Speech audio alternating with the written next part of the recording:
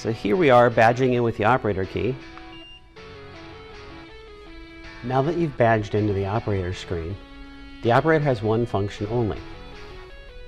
They can select product. Here you can see some different cups that we've put in.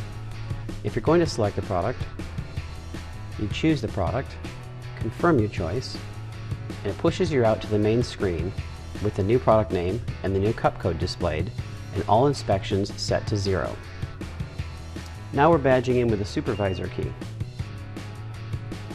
The next level up from Operator is Supervisor, as denoted in the upper left of the screen. They can select product just like the operator can, but now they can also view the fault log. Here we can see time and date stamped events of all the faults of the system. We can page down to take a look at multiple faults. The other thing that the Supervisor can do is enter test mode. Test mode is a timed test mode that when you log out,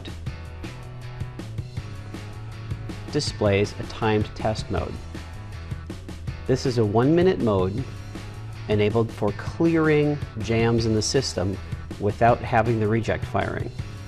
Once the timed test mode is clear, the system will go back online, inspecting and rejecting just as it normally would. Here we are badging in with the maintenance level.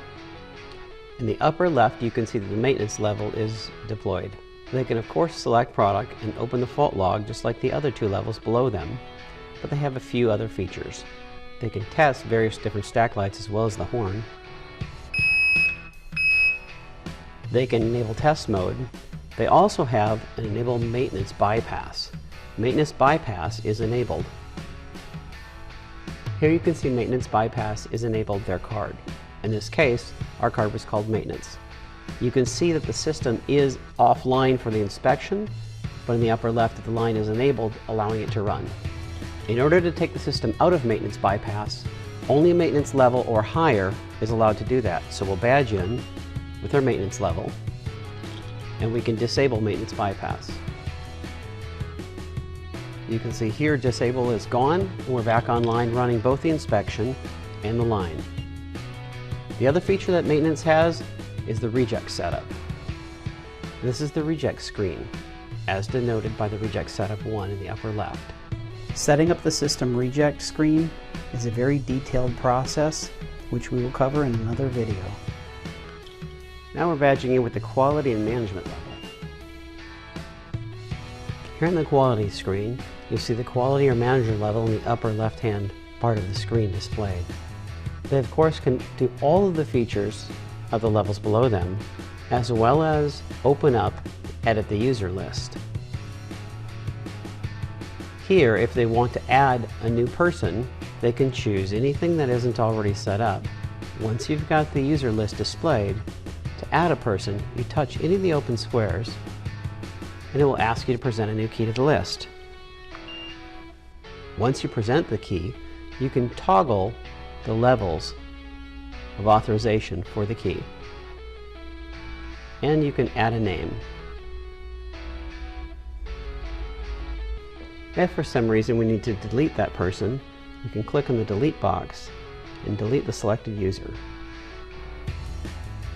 The manager also has the ability to take a look at the fault log and the event log.